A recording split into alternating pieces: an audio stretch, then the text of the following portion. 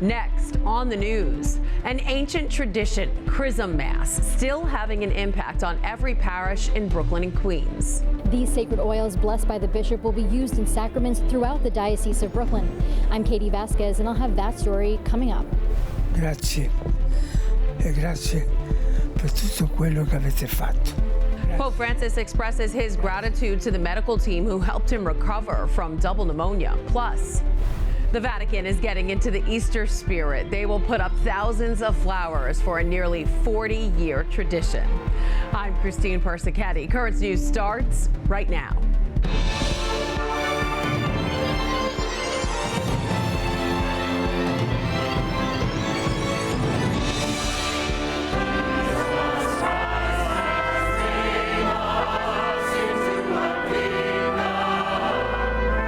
Hundreds of priests, deacons, and religious in Brooklyn and Queens come together for a Mass as one big diocesan family. The annual Chrism Mass moves the clergy and congregation of the Diocese of Brooklyn forward in faith, whether it be through the blessing of the sacred oils that parishes will use in the sacraments, or the sound of hundreds of priests renewing their vows to serve the people of God. As Currents News' Katie Vasquez is here to tell us it's a chance for everyone in the diocese to become one in Christ. Right, Katie? Yes, Christine. It was an evening of prayer and priestly promise on Tuesday. The clergy of the Diocese of Brooklyn had the chance to not only renew their vows, but also get words of wisdom and guidance from their shepherd, Bishop Robert Brennan. Take a look. A steady stream of hundreds of priests from across Brooklyn and Queens enter the co-cathedral of St. Joseph.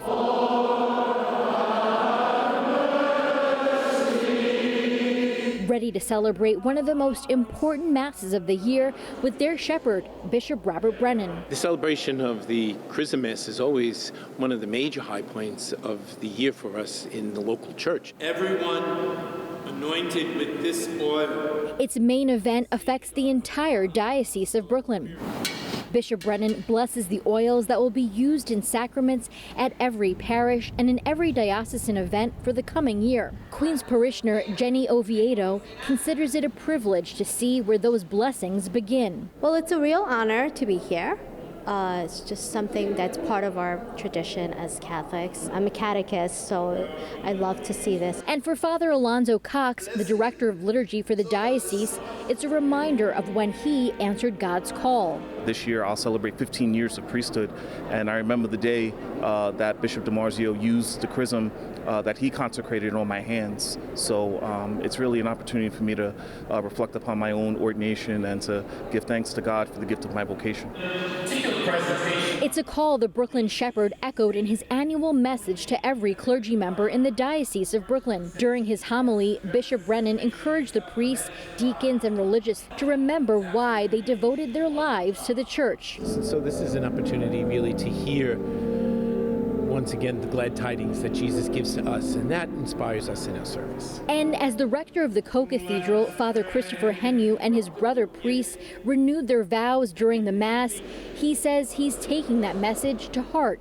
I think it's just a great opportunity just to hear his wisdom, to hear the message that he wishes to bestow on us, so that we can go forward with that message and bring it to our local communities.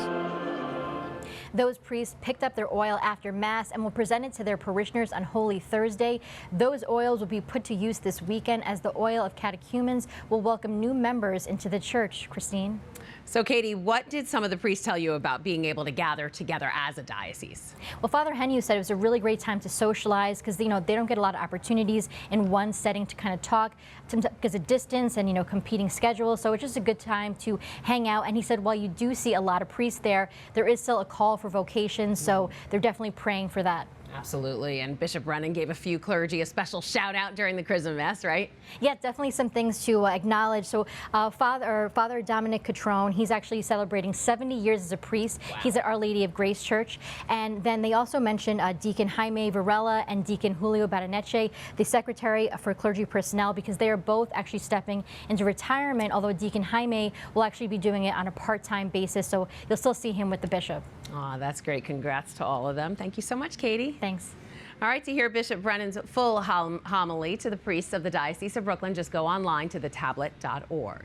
Be sure to stick with Net TV for full Holy Week coverage. The next service will be on Holy Thursday. Net TV will broadcast live the Mass of the Lord's Supper at 7:30 p.m. On Good Friday, there will be 3 services: a Way of the Cross at 10 a.m., a Spanish Procession of the Lord at 12 p.m., and the Passion of the Lord at 3 p.m. The Easter Vigil will be at 8 p.m. that Saturday. And on Easter Sunday, there will be 6 Masses for the faithful to view: 9 a.m. Creole, 11 a.m. English, 1:30 p.m. Spanish, 4 p.m. Italian, 5 p.m. Polish, and 6 p.m. English. Also this weekend, hundreds of people will become Catholic. They will be baptized at Easter vigils across the Diocese of Brooklyn. And before their big day, we are introducing you to some of them. You can tune in to that Currents News special this weekend, Saturday and Sunday at 7, right here on Net TV.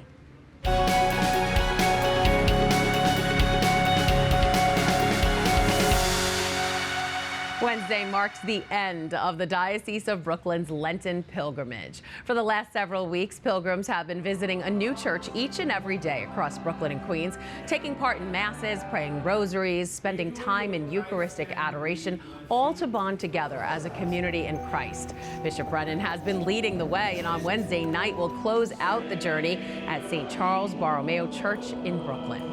Be sure to tune in Thursday on Currents News to see how this faithful journey came to an end and to see the amazing sights and sounds from the first stop to the last. That's this Thursday at our usual time at 7 p.m. right here on Currents News. And of course, you can get full coverage of the entire pilgrimage, including seeing a profile of a pilgrim who vowed to make every stop, online at thetablet.org. While you're there, consider subscribing to the paper. In this week's issue, you'll see the beautiful start to Holy Week with the Diocese of Brooklyn's Palm Sunday procession, which was from Grand Army Plaza to the Co-Cathedral of St. Joseph. Plus, it's not too late for kids throughout the diocese to get into the Easter spirit. The paper is launching their Christ is Risen art contest. The winning artists will receive certificates, cash prizes, and have their work published in the tablet. So be sure to pick up the paper at your local church. You could also support the tablet and Catholic journalism by becoming a member. You could do so by going online to thetablet.org/become-a-member. Over at the Vatican, Pope Francis thanked the healing hands who helped him during his hospital stay. The doctors and staff from Gemelli applauding the Pope as he was wheeled into his brief meeting with them in the rooms behind the Vatican's Paul VI Hall. The roughly 70 people in total all assisted the Holy Father during his almost 40-day hospital stay, helping him recover from a respiratory infection and double pneumonia. The Holy Father expressed his gratitude to the physicians for all of their hard work. Grazie e grazie a tutti voi. Prego per voi. Per favore, fatelo per me. Grazie. E grazie per il servizio all'ospedale. Molto buono, grazie. Continuate così. The Holy See says the Pope has shown respiratory mobility and voice-related improvements since his hospital release. The Holy Father is continuing his treatments and therapies and is continuing his work activities. While it's still unclear how the Holy Father will be participating in the Holy Week and Easter services, the Vatican is still preparing to continue a lot of its usual traditions, including covering St. Peter's Square with thousands of flowers from the Netherlands. The idea for the nearly 40-year-old custom was born when St. John Paul II saw the decorations while visiting the country. This year, in honor of the 2025 Jubilee, the flowers will be dominantly red, yellow, blue, and green, the colors in the Holy Year logo. How beautiful. Ahead of Easter, Pope Francis brought the man famously known as God's architect one step closer to sainthood. The pontiff declared Antoni Gaudí venerable on Monday. The Spanish architect's most iconic work is the Basilica of the Sagrada Familia in Barcelona, which is still under construction more than 140 years later. Gaudí will now need 2 miracles attributed to his intercession to be canonized. That is this Currents News update. I'm Christine Persichetti. Thank you for joining us because we are putting your faith in the news. Hope to see you again next time.